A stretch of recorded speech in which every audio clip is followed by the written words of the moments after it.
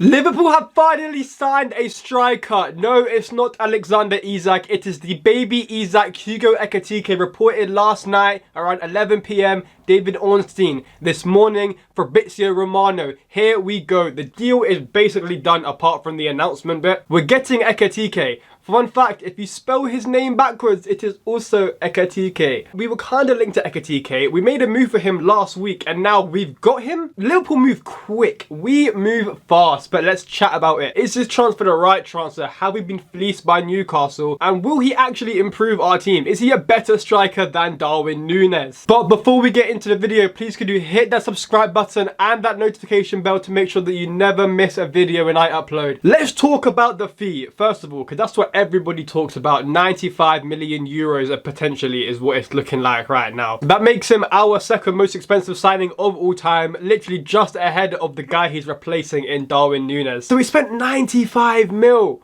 on a 22-year-old striker with one good season under his belt. When you're putting it like that, it's not great. And I'm not here to claim to watch Ekitike. I haven't watched his whole season.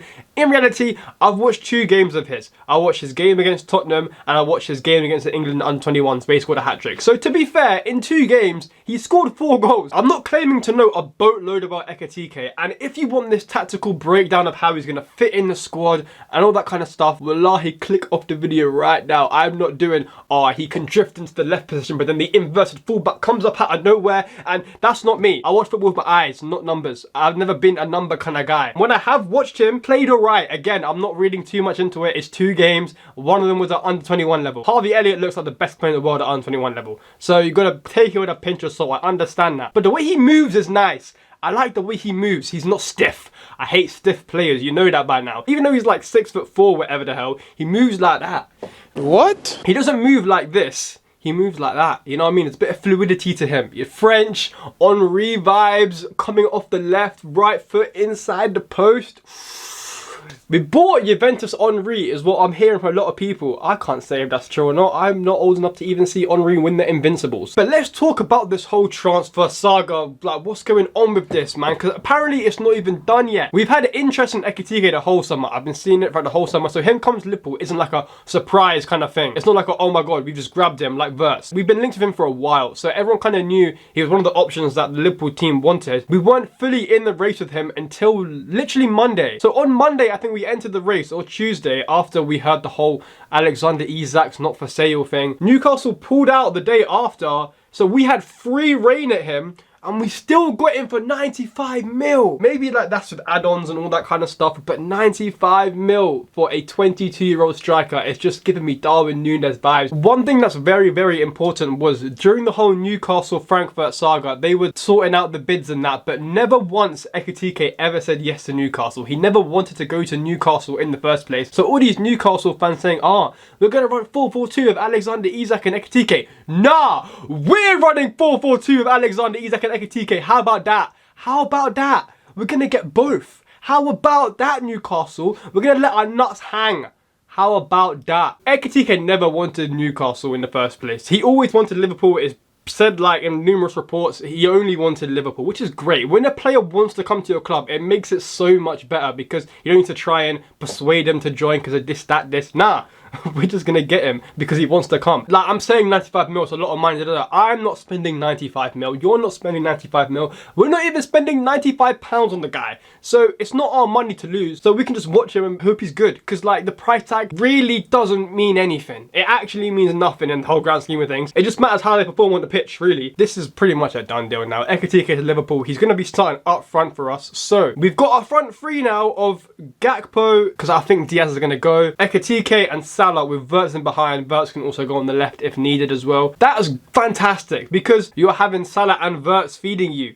Bro, you're getting at least 3 big chances per game, no matter what. From obviously comps and all that kind of stuff, it looks like he can create chances on his own, which is good. Liverpool need to have a striker that's able to create chances on their own because Núñez can't really do that. Díaz can't really do that. Gakpo can't really do that. It's only Salah and maybe Wirtz. Obviously, I don't know Wirtz like that. Salah's the only one that I know that's able to create a chance out of nothing. Ekitike looks like he can do that. Wirtz looks like he can do that. Obviously, it remains to be seen. But I think he's perfect for the way Liverpool kind of play. He's not just a pure 9. He's very good at the whole link-up kind of of thing. He likes to get involved on the ball as well. Liverpool don't go for just poachers like a Haaland kind of thing. We go for players that are good on the ball, like a Firmino. One thing I've learned about Liverpool's transfer team, never doubt them. Never ever doubt them. The 2 seasons we didn't have this Michael Edwards and Richard Hughes guys was the season we signed Núñez. It's giving me hella Núñez vibes, but I've just understood with this transfer team, just hitting them out. Ekitike is still 22 years old. He may flop for the first season. That could very well happen, but he's 23 next year, so it's perfectly fine. Liverpool fans as well, we're the kind of fans like we give players time. We're not just like, oh, we slapped 95 mil on him, he has to work straight away. We gave Núñez 3 more years, and people still want to give Núñez 1 more season. Ekitike is our Núñez replacement. Whether you like it or not, this is the guy to replace the guy we just signed for 85 mil. So he has to bang, surely. Núñez has scarred a lot of Liverpool fans because we don't want potential strikers no more. The whole summer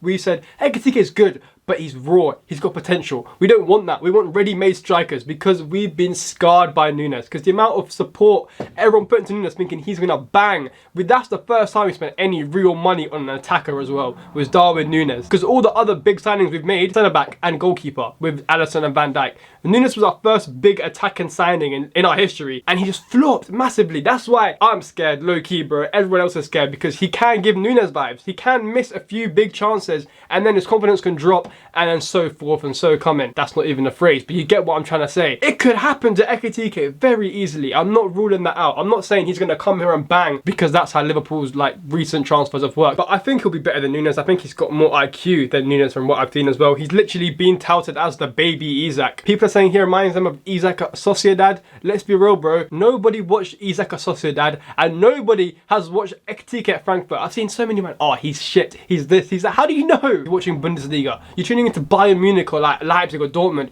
You're not tuning into Frankfurt, bro. Let's be honest. Stop with the bullshit, guys. Yeah, no one tunes into Frankfurt. Let's talk about Alexander Isak now, because this doesn't look like it's done. It really doesn't. Ekitike is joined, that's cool. Who's to say that Alexander Isak isn't our Jota replacement? Isn't our Luis Diaz replacement, for example? Because if he goes for 80 mil, that's another 80 mil in the bank, and we'll definitely have enough for Isak. The reports were he's injured, so he didn't play. But then Eddie Howe came out afterwards and was like, oh, he didn't play because of speculation around him. But it's a speculation around him, but you're 100% going to keep him. You would just keep playing him. That's what we did with Coutinho, even though he left in January. We just kept playing the guy. Alexander Isak's head has been turned. Everyone knows that. I think he wants to move to Liverpool. We've just signed Ekitike. What the fuck does that mean now? Are we going for... Apparently we're still in the race for Isak. Apparently the Ekitike transfer has no impact on the Isak transfer whatsoever. So are we bringing Ekitike in to start? Or is he going to be the backup to Isak if we get Isak? Or is one of them going to go on the wing to replace Diaz? Or are we playing a 4-4-2? Like, what the hell are we doing next season? I've got no clue. I'm just going to wait until the end of the transfer window and see who we sign, see who we don't get. Because I made a video on Wednesday saying it's guaranteed we're getting Isak. It's done. Like, we're putting the bid in. Newcastle aren't going to say no. And then literally the next day, oh yeah, Liverpool have advanced talks with Ekitike. So I don't know what Liverpool do. They move quick. They move very, very quick is what I've realised. But that is my stance, I guess, on the whole Ekitike stuff. Do you agree? Do you disagree? Do you think it'll be fit for Liverpool? Do you think it'll do well for Liverpool? Do you think it's too much money? I personally do, but then again, it's not my money, couldn't really give a shit. So, I hope you enjoyed. Like, share, subscribe, all of that. I'll see you in a bit, and love.